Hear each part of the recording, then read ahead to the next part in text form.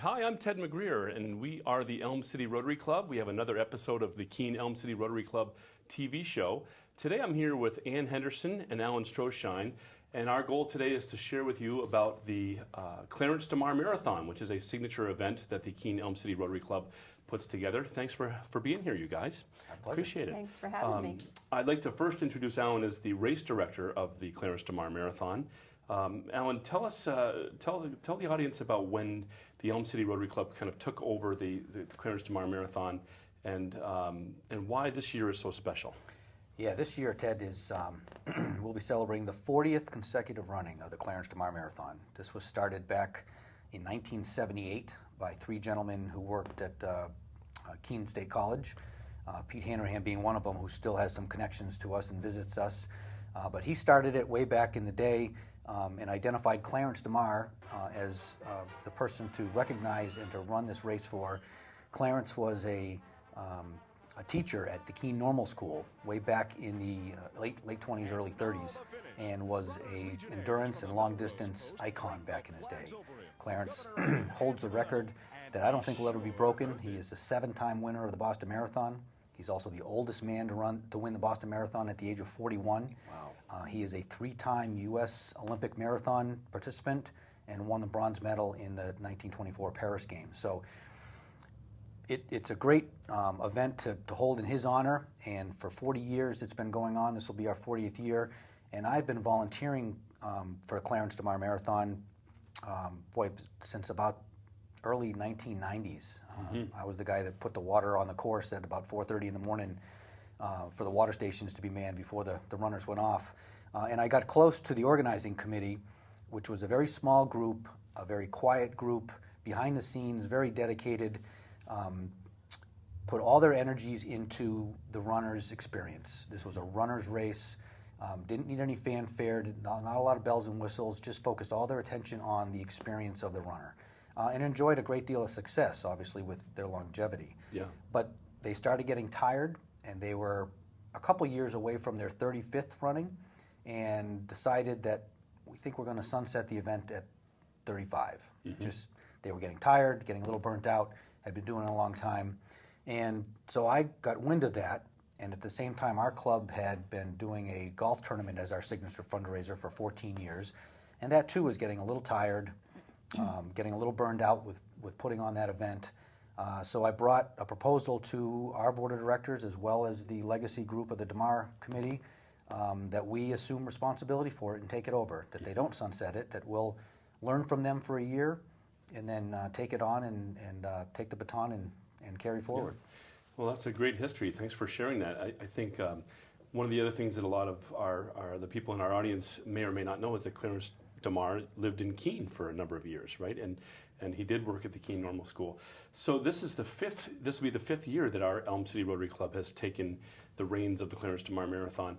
Back in the old days, but the previous management group of the DeMar was really funded by Peerless Insurance Company, right? Yeah, for many years, Peerless was probably the single and also very quiet corporate sponsor. They provided a lot of the funding, and again, because it was pretty bare bones, that funding didn't need to be considerable, but again, they were the primary sponsor. I'll go back to the first year, though, before Peerless was involved. Actually, Clark Distributors was the very first corporate sponsor, and again, the signatory corporate sponsor. And back then, that they were not an Anheuser-Busch distributorship, and the runners were fed at the end of the race bologna sandwiches and Schlitz beer, which came from Clark Distributors. Oh my goodness. So we've evolved quite a bit since then in what we provide our runners. Interesting. So this is the 40th year of the Clarence DeMar Marathon. You said the continuously run, and that has a kind of a substantial meaning in the USA, doesn't it? I mean, is there any marathons that have been longer than 40 years continually run? Yeah, the Boston Marathon. That's the only one. That's it. They stand in front of us. I don't think we're going to catch them. They're at about 118 years, I think. Wow. But yeah, that's a source of pride that this event's been put on that many years without any interruptions. So, I too volunteered back in the 90s, and I remember seeing the runners' shirts, and there was no sponsors on the back of their shirts. There was no major fanfare. It was, to your point, a runner's race. Yeah. And I think one of the things that we're most proud of as an Elm City Rotary Club is that we use this this race as our major funding mechanism for the whole year to provide a lot of good things internationally and locally, right? So maybe we can kind of talk about the community partners as it relates to the Clarence DeMar Marathon, and if you want to share any insight there that you could, that'd be great. Sure. Well, we, as a service club, we have many projects that we do that not only in our local community, but national projects. And so we have, over the course of the years, we have used our signature fundraiser to help fund some of our projects, and we've also been pretty frugal as a club. So we have a nice little nest egg to really do some good boots on the ground projects. So this fundraiser is really important in that it helps us get that mission out and get our good works known within the community. We can talk about exactly what we do in the community and internationally.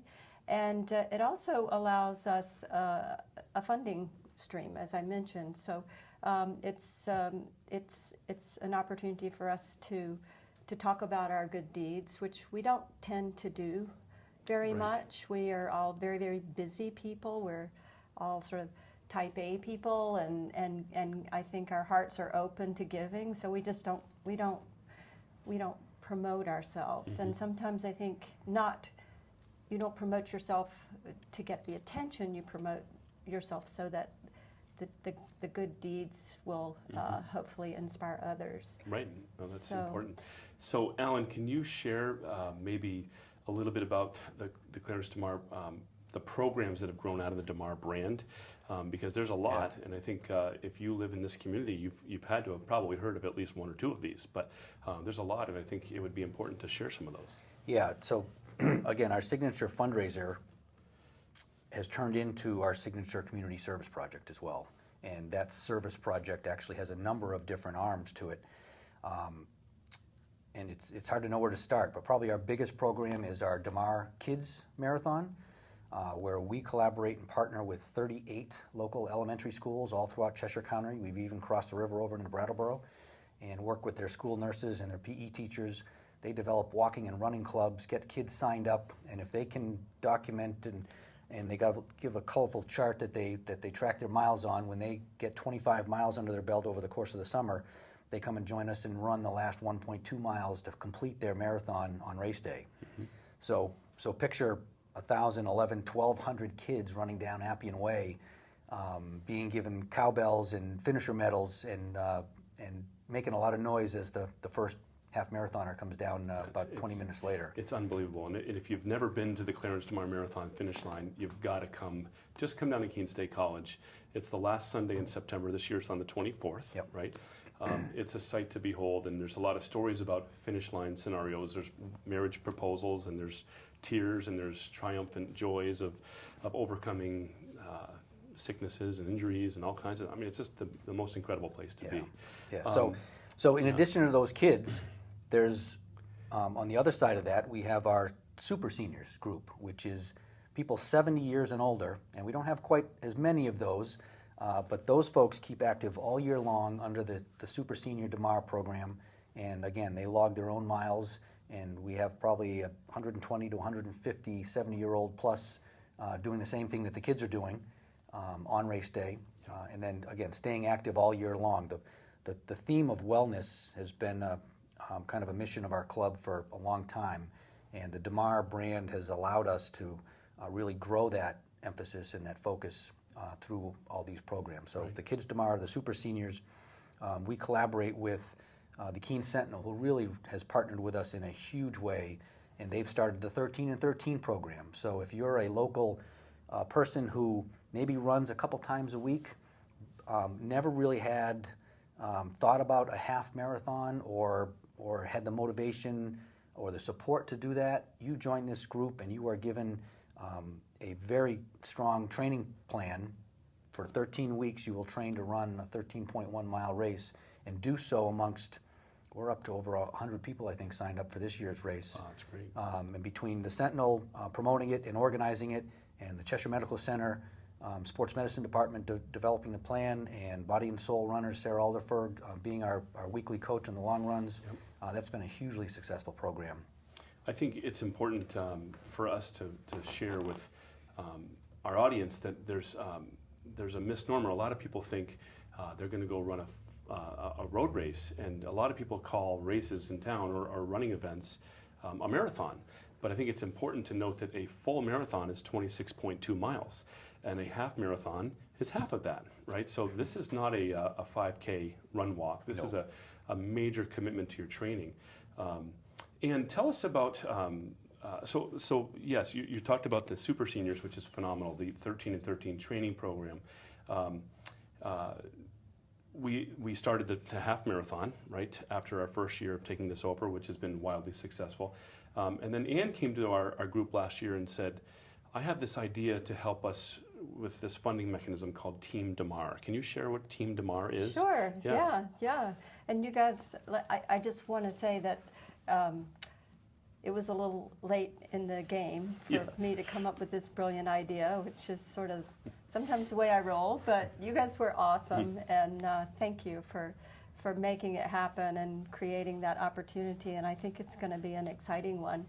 But basically the idea was that I'm a runner, and many of my friends run, if they run Boston or another big marathon, they run for a cause. Yeah. And they find that it's motivational when they're training, and it's also motivational when they're actually running. So what do you mean run for a cause? What does that mean? So the idea is that you're fundraising, so you're dedicating your training and your mileage to a charity or an organization or a cause that's near and dear, like cancer research or any number of things.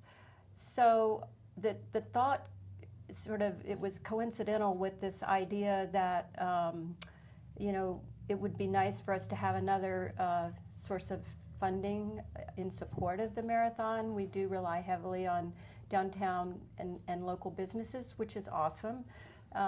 But having another vehicle, and the idea is that for each runner, they have their own charity. And if you go through these great websites now, they're called GoFundMe pages. Yes. And they basically create a website that gives you the tools to just put the little URL out and share that with your friends. Now, when you say each runner, you're not talking about each runner that signs up for the marathon. You have to sign up for Team DeMar. Each Team DeMar runner. I see. Yep. Yes. So each Team DeMar gets gets their own little URL, and then it's secure and very easy for people to give $5 or $10 or $15 and above to the cause. And the causes for Team DeMar are we picked the 5 charities for Rotary that really have our greatest manpower and dollar support. Yes, so, and the 5 causes are near and dear, or they're causes that belong to the Keenum-Soddy Rotary Club, right? These are causes that we support. Correct. Can you share those? Yes, so we have the Wheelchair Project, which you're very involved in. Yeah.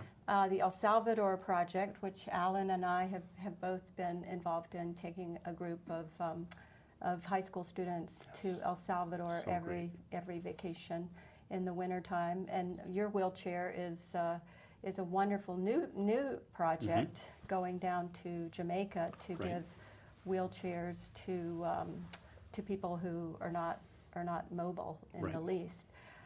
Then we also have Team Childhood Hunger, which is, I was the team captain of that. That is a new initiative for our club. Very, very important in our region. 1 in 5 children are considered food insecure. So is that in this region? In this area. So when we're talking about health and wellness, that's something that we just cannot afford to overlook. So that's 1 in 5 in Cheshire County. 1 in 5. It's shocking. Yeah. It's really shocking. Wow.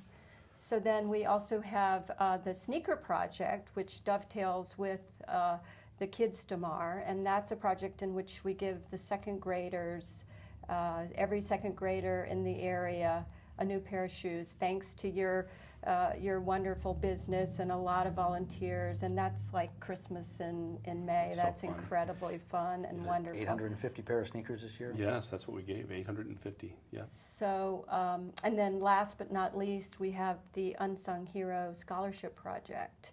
And some of the recipients of that scholarship have gone on to become very, very dedicated and involved community members. This is terrific.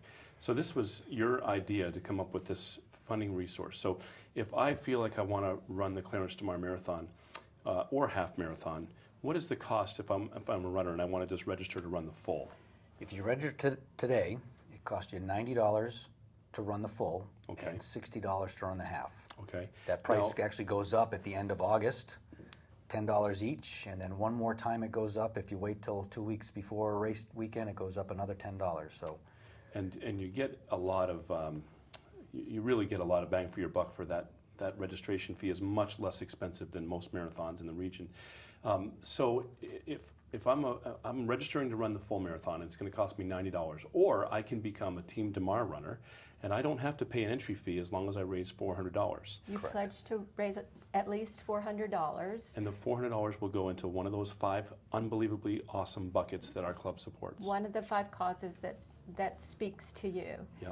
And also, we really are trying to give Team DeMar participants recognition and special perks, so they get a really nice racing singlet. And last year you helped with some of those, so the drawstring bag Yes. with Team DeMar, and separate check-in, which we only had 12 runners last year, so that wasn't as big a deal. But this year we have already 27.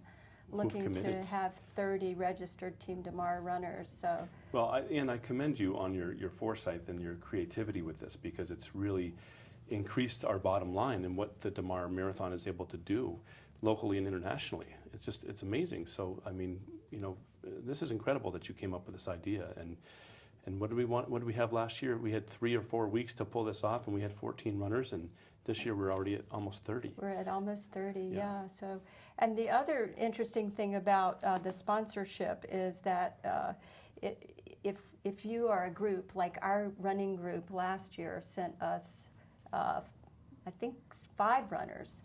But if you send us 3 runners from your group, whether it's Body and Soul or it could be the Keene YMCA, then basically that's $1,200 for us. So you get to be a Right. sponsor for the event. Oh, I see. Yeah. So it's another way of getting groups sort of involved in running together. So I think there's a lot of room for growth. I think people are having fun with it. Mm-hmm. I know there have been some dares about dressing up in certain ways, and Right. these are. there was a couple tutus last year. Yes, and the tutu. It was a real good-natured sort of one-upsmanship between 2 of my friends, Suzanne Olson and Brad Smedley, and they just had fun with it. But while they were having fun, the dollars just kept coming in because Right. they were giving one another dares, and It's great. For many people who are watching, they may not know about the Clarence DeMar Marathon, but it starts in Gilsum, New Hampshire. Yep. It ends in Keene. The course, the actual course of the DeMar Marathon has changed over the years. The very first Clarence DeMar Marathon, obviously 1978, but can you share with us about what has changed with the course itself? Yeah, the start, for the most part, hasn't changed. We changed it for a couple years before we went back, and it starts on Main Street in Gilsum, which is a great little venue and just a great little quaint country scene. It's a great place to start a marathon. Heads down Route 10 and takes a right onto the Surrey Road, which is one of the most scenic roads in this area. It follows a river. If I train on that road, I'm usually counting how many blue herons I see standing in the stream. It's just gorgeous. And then takes a left and heads back into Keene on 12A, goes past the Surrey Mountain Rec area where the half marathon starts. And when we took it over, we added a very unique feature where we take a hard left onto the Surrey Dam Road and actually go up the access road and cross Surrey Dam and back.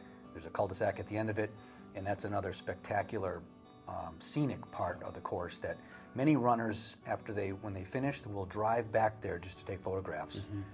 We had a runner our first year where she sent me a picture she took after the race, and there's a bald eagle in the image flying over the dam.